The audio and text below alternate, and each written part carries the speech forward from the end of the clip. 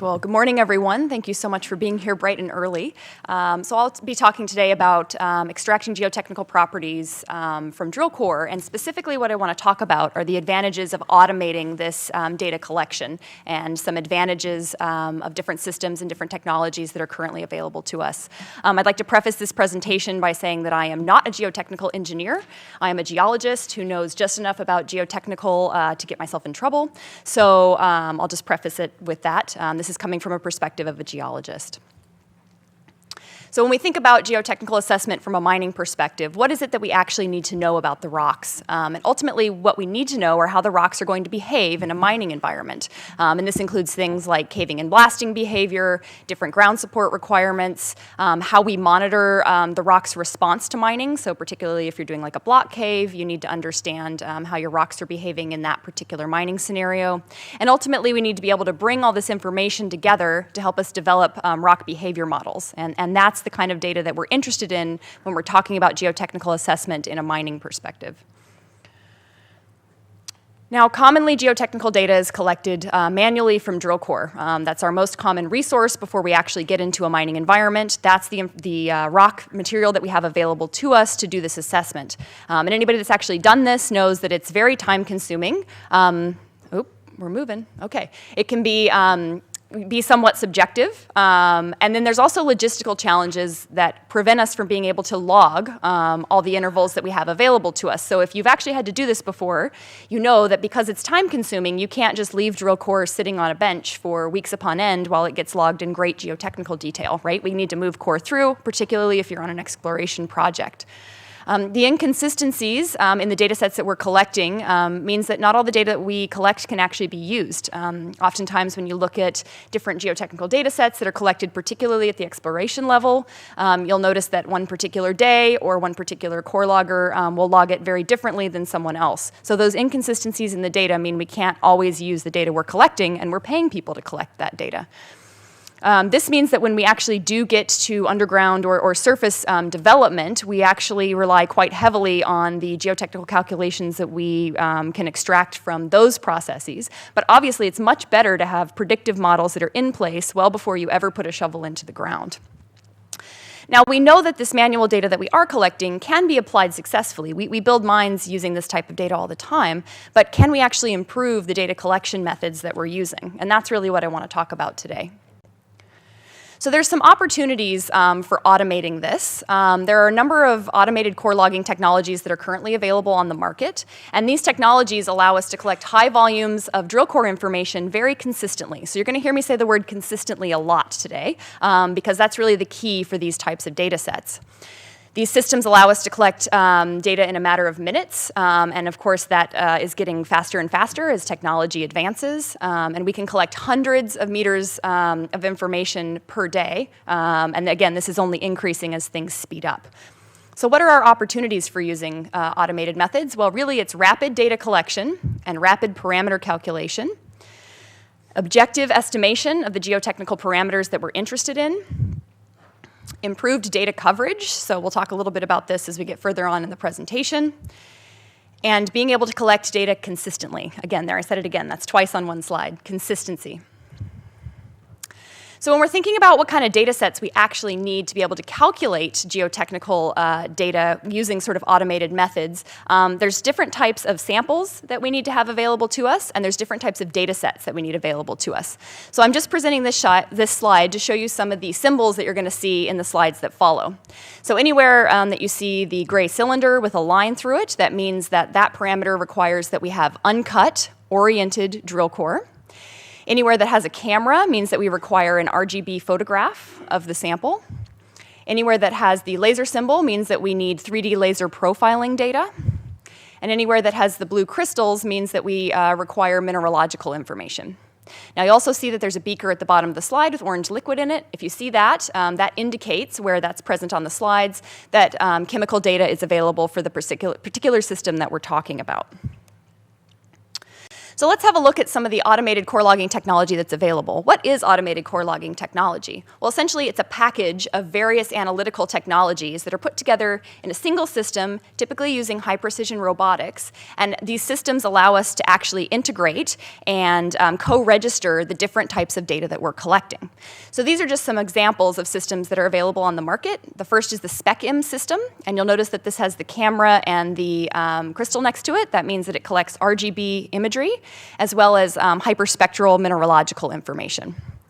I also have the Mineralizer system up there, okay, and this particular system collects a 3D laser profile, as well as an RGB image, and it also collects XRF data, so that gives you your geochemical information from your sample.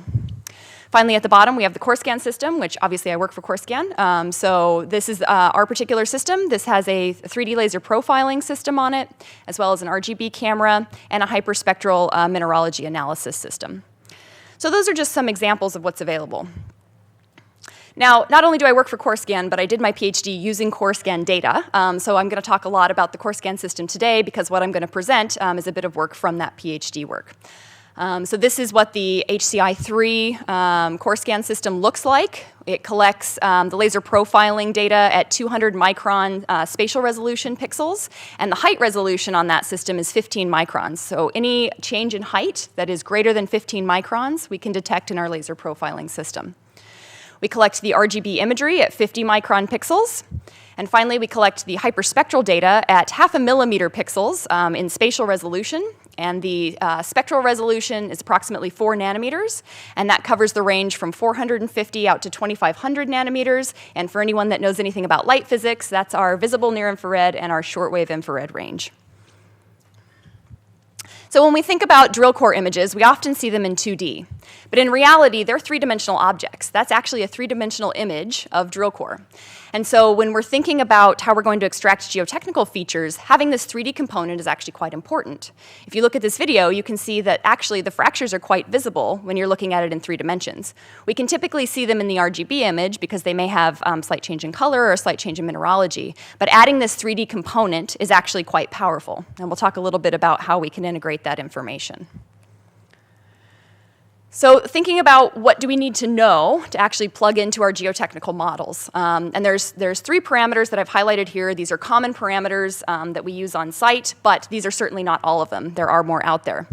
The first is the RQD. Anyone that's done any sort of geotechnical logging in their exploration career has likely collected this parameter. All it is a sum of all the pieces of drill core in a run that are greater than 10 centimeters divided by the total length of the run. And that gives you a general indication of what the rock quality is. We then have the rock mass rating, or RMR. This is a number of criteria that you assign a value to based on the conditions, and then you sum those criteria and it gives you a value. That value is then used to guide what sort of ground support requirements you need or wall supports, that type of thing.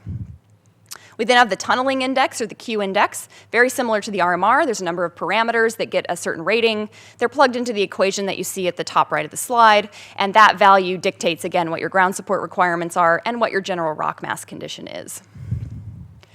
When we're thinking about what we can actually calculate from these automated systems, the parameters that are highlighted in blue can actually be calculated from the RGB, the laser profiling, and the mineralogical systems that we have available on the Corescan system. These parameters in purple cannot be directly detected from those data sets, but there may be an opportunity to use mineralogical proxies to actually figure those out. So for instance, in the case of the intact rock strength, or the UCS, we know that that hardness and that behavior is directly related to texture and mineralogy. So there may be a possibility to calibrate information on UCS bench tests using the mineralogical information from the system as a proxy. So what do we need to do first? Well, the very first thing we need to do is be able to detect fractures in our rocks, right? If we can't find the fractures, we might as well just go home, pack it up. So how do we do this? Well, there are a number of modern analysis tools, everything from pixel by pixel image classification, machine learning. There are heaps of tools out there that actually allow us to detect the fractures. And primarily, for the work that I've done, we've used the laser profiling data because, again, that's the 3D component. That's where we can actually see the fractures in 3 dimensions. The example shown here is just a very quick pixel by pixel calculation of the slope of each pixel as well as the aspect of each pixel. And when you put some filtering criteria on that, you can see on the right-hand side of the slide, it actually does an okay job of picking up the location of those fractures. And again, you'll notice on the left-hand slide, we just have a picture of the laser. You can do this just with laser profiler data and no other data sets. The next thing we need to know is the orientation of our fractures. And this one's a little bit trickier, but actually not that bad. If we know the location of the pixels that represent a fracture in three-dimensional space, we can actually mathematically fit a plane, a 3D plane, through those points, through that point cloud, and that gives us an apparent orientation. We can then, if we know the trend and plunge of our drill hole, and we have the RGB image that shows the orientation line, we can actually then mathematically rotate that plane using a series of 2D linear transformations, and that will give us a calculated orientation for the fractures that we're interested in.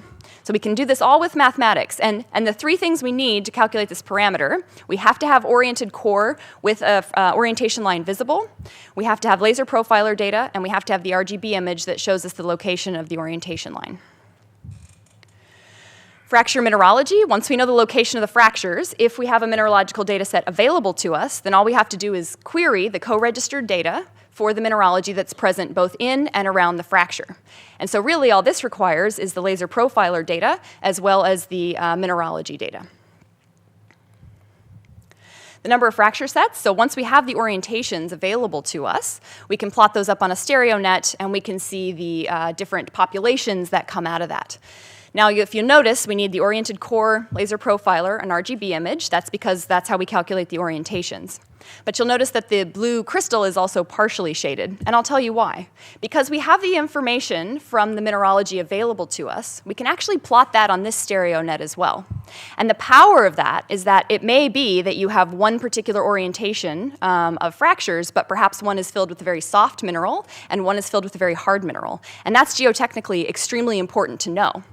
The structural geologists in the room might also be interested because, of course, then this has applications for the structural geologists that are trying to think about what the structural trends are in a particular deposit. So if you want to have that added component, then you need the mineralogy data set as well. Fracture spacing: because we know the downhole location of all the fractures that we're looking at, it's quite simple to calculate either the average distance between those fractures in space or the average number of fractures that are reported in a certain interval. So it's a meter, 10 meter, whatever you want to report it in. That's quite simple. And so for this, actually all we need is the laser profiler data. Now you'll notice that I've got oriented core and the photography half highlighted.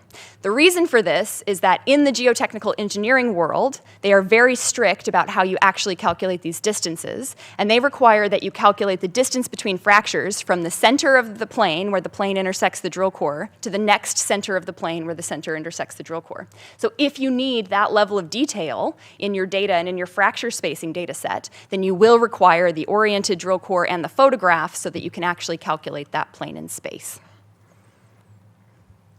Fracture roughness: again, with the high precision laser profiling data, you can actually make a profile of the surface of these fractures. It doesn't see down very far, obviously, because you're looking perpendicular often to the fracture surface, but it does see down a bit.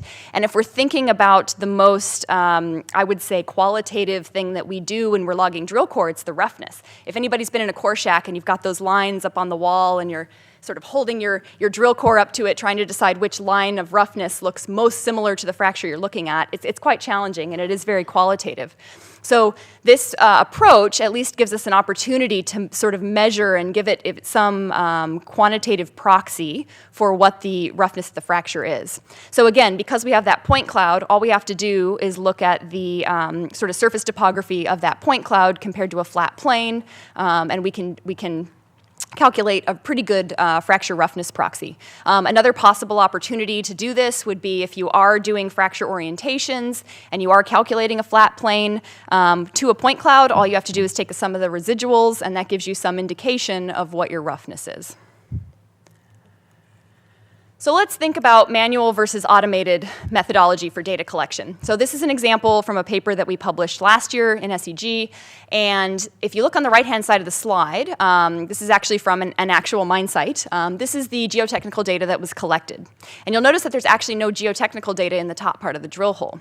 And the reason for that is that they actually didn't have enough time to leave the core on the table long enough to be able to log all the drill core that was in production. So they had to prioritize which drill holes needed more information, which ones needed to be logged, and they were unable to actually log this in the time frame that they have. Now, that was oriented core, okay? And now it is cut and sampled, right? So they've lost that information. So when we're thinking about opportunities here, in this particular case, we have an instance where all of this information was never collected, and it was cut, and all that orientation was never used. So there's an opportunity if we're doing it in an automated way and it's being run through and it's being processed much more quickly, then we have the opportunity to actually fill in that data and at quite a high density as well. You'll also notice that they collect information, I believe it's every meter or so on site, or where they have large geotechnical changes in their core.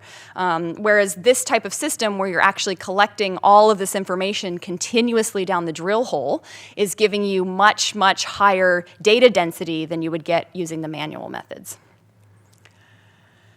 Some other points to drive home. If we're doing this manually, then that means that our technical teams, both geologists and geotechnical engineers, are spending a lot of time collecting data and less time actually interpreting the data, the thing that we sort of pay them for, the expertise that we hire them for. When we do it manually, it is prone to inconsistencies. There's a lot of qualitative decisions that have to be made in this type of process. And it can be really slow, especially if you're doing it in detail, and especially if you're doing fracture orientations. It takes a very, very long time to get high-density data manually. If we think about an automated system, we're looking at 3 to 5 minutes of scanning per meter. And of course, these scan times are constantly going up as technology advances. We get consistent data collection, so the data is collected in exactly the same way every time it's run through. And this frees our technical personnel for data interpretation, so we can have them use their brains to think about what the data means, start to make decisions, and not just rely on them to collect the actual information for us.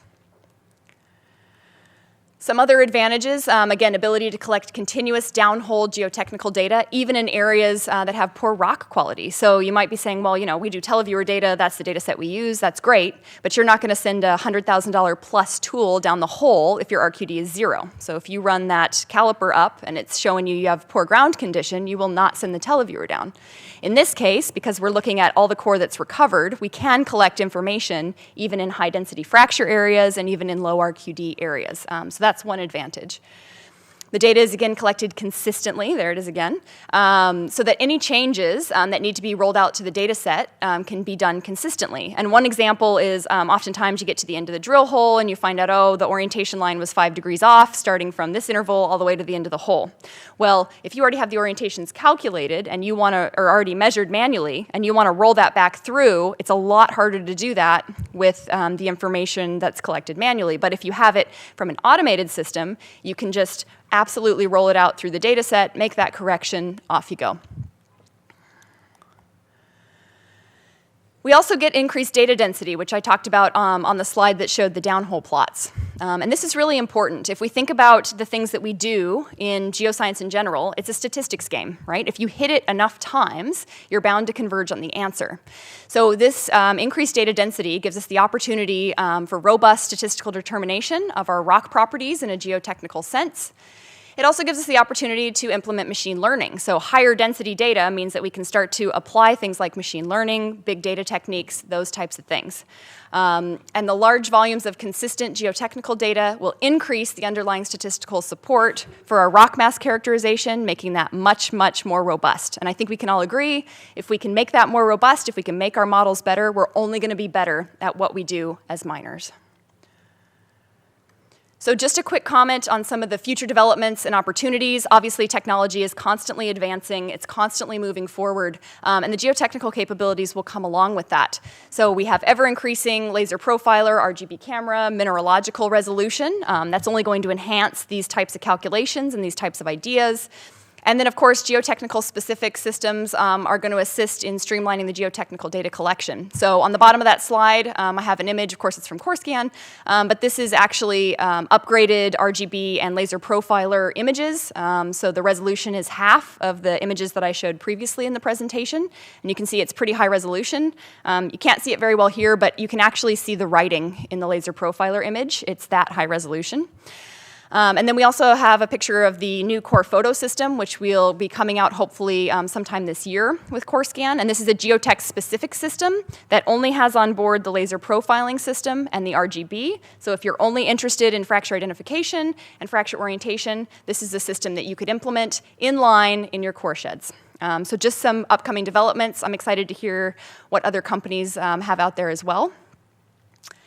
And I just lastly like to thank everyone for your time today. I'd like to thank the team at Corescan for helping me put this together. And that's it for me. Thanks, guys.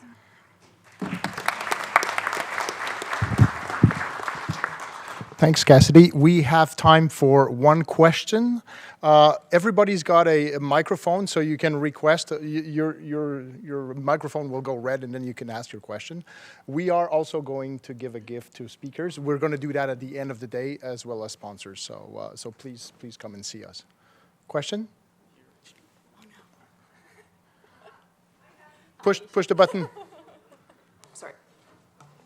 Is it working? Yeah. Yeah. So I'm just wondering, a few years ago, I know there were some challenges around identifying core parallel structures and shallow structures. Mm-hmm. Is that something that's being improved upon, and is it still a challenge? It is still a challenge, but I'll also say that it's a challenge when you do it manually. So actually figuring out where core parallel fractures daylight can be quite a challenge, and they're often missed in manual logging. It's something that we are cognizant of and aware of, but we also know that it will be somewhat of a limitation as we move forward. It's very challenging to get core parallel fractures, but if they do daylight on surface, we have a pretty good opportunity to pick them up. So it depends, but that's a good question. It is still a challenge for us. Yeah.